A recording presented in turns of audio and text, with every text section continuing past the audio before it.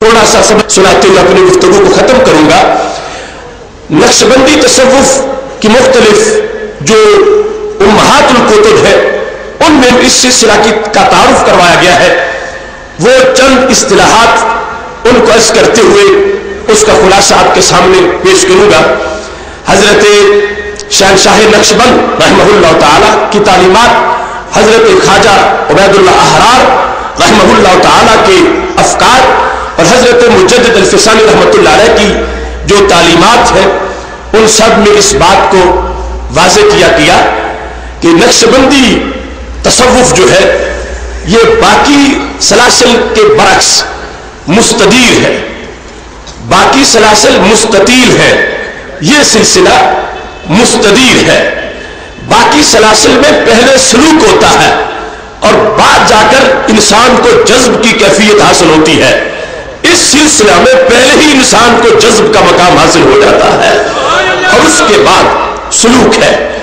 बाकी सलासिल जो है उनका जो मुंतहा है वो इस सिलसिले का आगाज है। इस सिलसिला में तसव्वुफ की किताबों के अंदर कुरान और सुन्नत के रुमूज को बयान करते हुए ये वाज़ेह किया गया, एक इंसान रब्बे जुल जलाल की आगही जब चाहता है उसके दो तरीके हैं। एक तरीका यह है वो मखलूकात को देखता है, वो मनाज़िर कायनात को देखता है, वो चंबेली के हुस्न और गुलाब के रूप को देखता है, वो चमकते सितारों और आफ्ताबो महताब को देखता है, वो कायनात के निज़ारों को देखकर फिर उसकी सोच रब्बे जुल जलाल की ज़ात तक जा पहुंचती है। वो आलमे खल्क से आलमे अमर की तरफ सफर करता है। लेकिन नक्शबंदी तसव्वुफ ये है, इसमें कायनात के मनाजिर को देखकर खालिके कायनात की तरफ सफर नहीं किया जाता, बल्कि आलमे अमर से आलमे खल्क की तरफ परवाज होती है। यानी आगाज ही ऐसा है कि जिसको इस अंदाज में बयान किया गया, मा रईतु शैयन इल्ला रईतुल्लाह क़ब्लहू, मैं जिस चीज को भी देखता हूं वो चीज मुझे बाद में नजर आती है, चीज का खालिक मुझे पहले नजर आता है। बाकी तमाम सलासिल में तरतीब ये है, मा रईतु शैयन इल्ला रईतुल्लाह बादा, मैं जिसे देखता हूं उसमें तदब्बुर करता हूं, उसमें सोचता हूं तो मसनू सामने पर दलालत करते हुए वो नजर आता है और इंसान को आगे एक तरक्की मिलती है और जर्रे जर्रे से उसे एक दलील मिलती है, उसे मार्फत और कुर्ब इज्जत का एक पैगाम मिलता है। लेकिन हमारे अकाबिर ने जो इस सिलसिले की शनाख्त करवाई है, फरमाया इतना बड़ा सिलसिला ये मुस्ततील नहीं है, ये मुस्तदीर है। मुस्ततील ये सिलसिला हुआ, आगाज हुआ कायनात के मनाजिर से, आगे इंसान बढ़ता चला गया और आगे बिल आखिर जाकर हिजाबात उठ गए और उसको सैर फिरना का मनसब हासिल हो गया और अल्लाह के जलवों में वो शख्स डूब गया, अब पलट के वापस नहीं आता।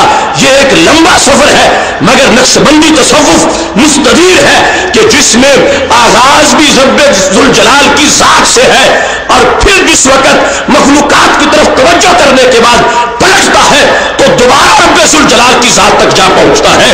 इस वास्ते ये रास्ता लंबा रास्ता नहीं है, ये सिलसिला मुस्तदीर सिलसिला नहीं है।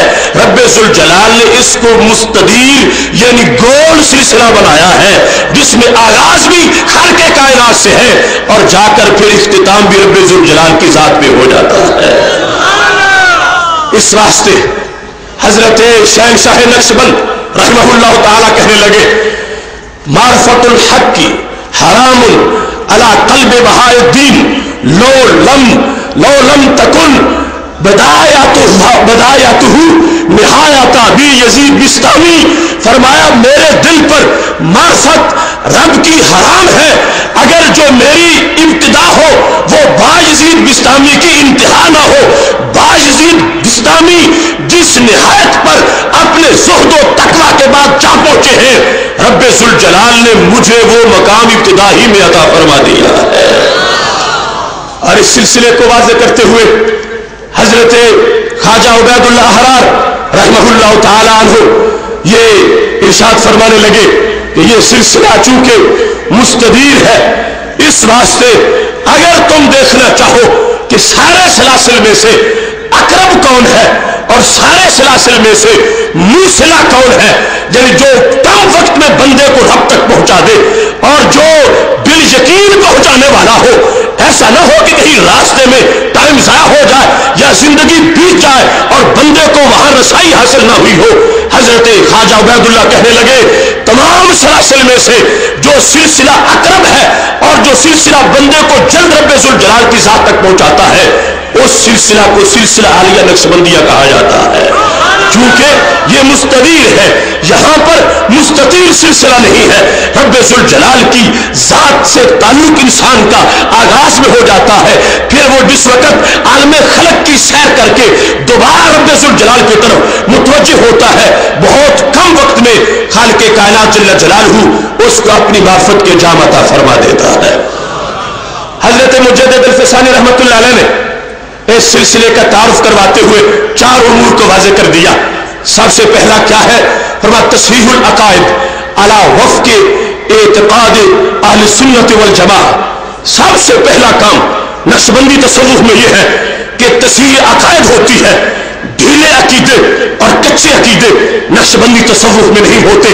سب سے پہلی توجہ تصحیح عقائد کی ہوتی ہے۔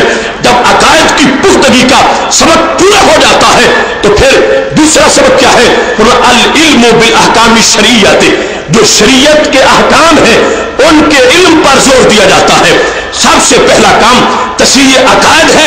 تصحیح عقائد کے بعد احکام کے بارے میں علم حاصل کرنا ہے، اور اس کے بعد والعمل بمقتدا ہو، جو علم حاصل کر لیا اس کے مطابق عمل کرنا، یہ نقشبندی تصوف کا تیسرا کام ہے۔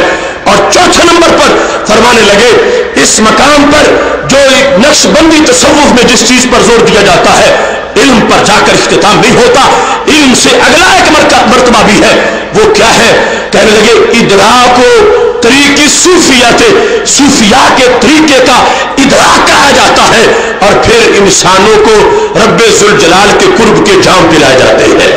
اختصار سے حضرت مجدد الفسانی رحمت اللہ علیہ کا وہ دستور تصوف میں نے آپ کے سامنے عرض کر دیا، اور یہی ترہ امتیاز ہے آج ان ہمارے مشائخ کی، اور یہی ترہ امتیاز تم دیکھ رہے ہو۔ آج کچھ لوگوں نے تصوف کے نام پر جہالت کو پھیلانا شروع کر دیا ہے۔ آج کچھ لوگوں نے تصوف ان چیزوں کو، ان خرافات کو کہنا شروع کر دیا ہے جن کا شریعت مطہرہ سے کوئی تعلق نہیں ہے، اور نہ ہی اہل سنت و جماعت سے ایسے تصوف کو کوئی تعلق ہے۔ کچھ نام نہاد لوگ رافضیوں کے چرنوں میں چل کر اپنے آپ کو صوفیاء کے اسم کی طرف منسوب کرنا چاہتے ہیں۔ تصوف قرآن ہے، تصوف سنت ہے، تصوف عقیدہ توحید و رسالت کی تبلیغ ہے، اور تصوف جو ہے وہ قرآن و سنت کے زیر سایہ سنت پر عمل کرنے کی ایک بہار ہے، اور اس کے بعد وہ روحانیت اور وہ لذت ہے جو رب ذوالجلال اپنے بندوں کو عطا فرماتا ہے۔ چونکہ ہر دور میں اچھے ناموں کو بدنام کرنے کی تحریکیں بھی چلتی رہی، آج ہمیں صوفیزم کے کچھ ایسے دائی ملتے ہیں کہ جو مختلف خرافات کرنے کے بعد اور ایسے ایسے ڈانسر اور گلوکار ان کو اپنے پروگراموں میں بلانے کے بعد وہ کہتے ہیں یہ صوفیزم ہے، یہ پروگرام ہم نے تصوف کا کیا۔